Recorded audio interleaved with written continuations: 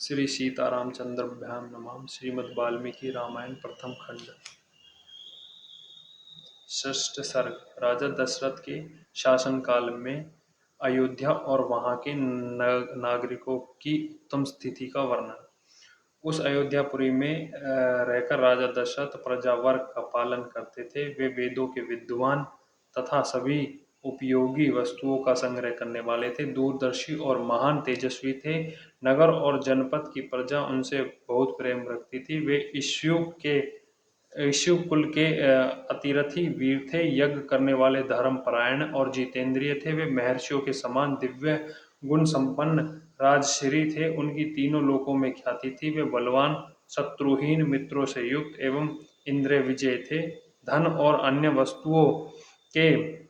वस्तुओं के संचय की दृष्टि से इंद्र और कुबेर के समान जान पड़ते थे। जैसे महान तेजस्वी प्रजापति मनु संपूर्ण जगत की रक्षा करते थे, उसी प्रकार महाराजा दशरथ भी करते थे। धर्म, अर्थ और काम का संपादन करने वाले, कर्मों का अनुष्ठान करते हुए वे सत्य प्रतिज्ञ नरेश उस श्रेष्ठ अयोध्यापुरी का उसी तरह पालन करते थे जैसे इंद्र अमरावतीपुरी का। उस उत्तम नगर में निवास करने वाले सभी मनुष्य प्रसन्न, धर्मात्मा, बहुश्रुत, निर्लोभ, सत्यवादी तथा अपने अपने धन से संतुष्ट रहने वाले थे। उस श्रेष्ठ पुरी में कोई भी ऐसा कुटुंबी नहीं था जिसके पास उत्कृष्ट वस्तुओं का संग्रह अधिक मात्रा में न हो, जिसके धन, अर्थ और काम में पुरुषार्थ सिद्ध न हो गए हो तथा जिसके पास गाय, बैल, घोड़े, धन, धान्य आदि का अभाव हो। अयोध्या में कहीं भी कोई कमी, कृपण, क्रूर, मूर्ख और नास्तिक मनुष्य देखने को भी नहीं मिलता था। वहां के सभी स्त्री पुरुष धर्मशील, संयमी, सदा प्रसन्न रहने वाले तथा शील और सदाचारी की दृष्टि से महर्षियों की भांति निर्मल थे। वहां कोई भी कुंडल, मुकुट और पुष्पहार से शून्य नहीं था। किसी के पास भोग सामग्री की कमी नहीं थी। कोई भी ऐसा नहीं था जो नहा धोकर साफ सुथरा न हो, जिसके अंगों में चंदन का लेप न हो तथा जो सुगंध से वंचित हो। अपवित्र अन्न भोजन करने वाला, दान न देने वाला तथा मन को काबू में न रखने वाला मनुष्य तो वहां कोई दिखाई नहीं देता था।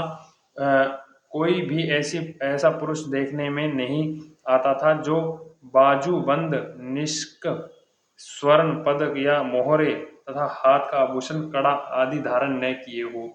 अयोध्या में कोई भी ऐसा नहीं था जो अग्निहोत्री और यज्ञ न करता हो, जो शूद्र, चोर, सदाचार शून्य अथवा वर्ण संकर हो। वहां निवास करने वाले ब्राह्मण सदा अपने कर्मों में लगे रहते थे, इंद्रियों को वश में रखते, दान और स्वाध्याय करते तथा प्रतिग्रह से बचे रहते थे। वहां कहीं एक भी ऐसा द्विज नहीं था जो नास्तिक, असत्यवादी, अनेक शास्त्रों के ज्ञान से रहित, दूसरों के दोष ढूंढने वाला, साधन में असमर्थ और विद्याहीन हो।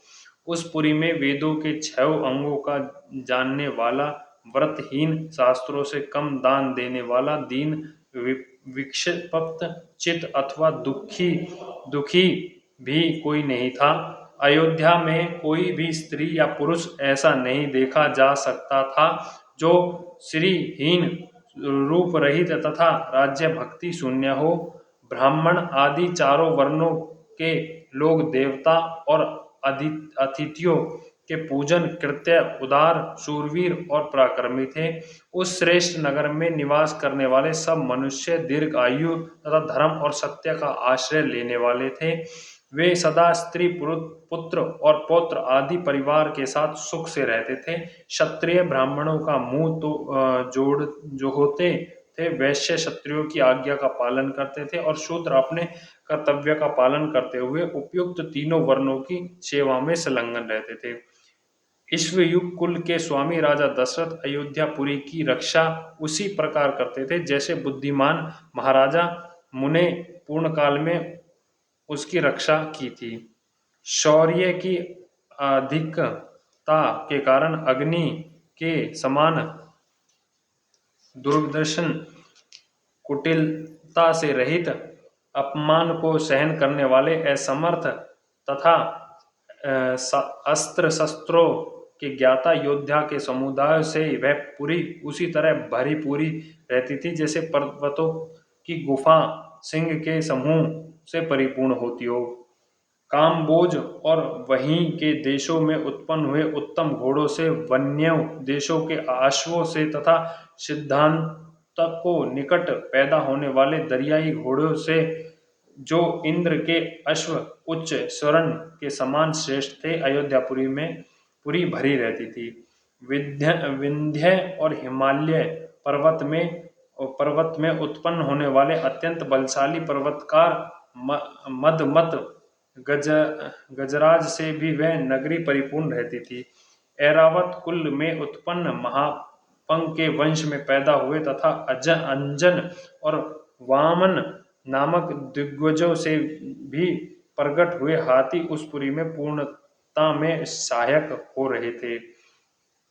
हिमालय पर्वत पर उत्पन्न भद्र जाति के, विंध्य पर्वत पर उत्पन्न हुए मंद्र जाति के तथा स्वर्ण पर्वत पर पैदा हुए मृग जाति के हाथी भी वहां मौजूद थे। भद्र, मंद्र और मृग, इन तीनों के मेल से उत्पन्न हुए शंकर जाति के भद्र और मद्र, इन दो जातियों के मेल से पैदा हुए शक्कर जाति के भद्र और मृग जाति के संयोग से उत्पन्न शक्कर जाति के तथा मृग और मंदर, इस दो जातियों के सम्मिश्रण से पैदा हुआ पर्वतकार गजराज भी, जो सदा मदोमंत रहते थे, उस पुरी में भरे हुए थे। 3 योजनों के विस्तार वाली अयोध्या में 2 योजन की भूमि तो ऐसी थी जहां पहुंचकर किसी के लिए भी युद्ध करना असंभव था, इसलिए वह पूरी अयोध्या इस सत्य तथा सार्थक नाम से प्रकाशित होती थी, जिसमें रहते हुए राजा दशरथ उस जगत का अपने राज्य का पालन करते थे। जैसे चंद्रमा नक्षत्र लोकों का शासन करते हैं, उसी प्रकार महातेजस्वी महाराज दशरथ अयोध्यापुरी का शासन करते थे। उन्होंने अपने समस्त शत्रुओं को नष्ट कर दिया था, जिसका अयोध्या नाम सत्य एवं सार्थक था, जिसके दरवाजे और अर्गला श्रुत थे, जो विचित्र ग्रहों से सदा सुशोभित होते थी। सहस्त्रों मनुष्यों से भरी हुई उस कल्याणमयी पुरी इंद्र तुल्य तेजस्वी राजा दशरथ न्याय पूर्वक शासन करते थे। इस प्रकार श्री वाल्मीकि निर्मित आकर्षण रामायण दिव्य आदि काव्य बालखंड 6ठा सर्ग पूरा हुआ। बोल श्री रामचंद्र भगवान की जय, सीता माता की जय, लक्ष्मण भगवान की जय, भरत शत्रुघ्न भगवान की जय, जय श्यापति रामचंद्र की जय।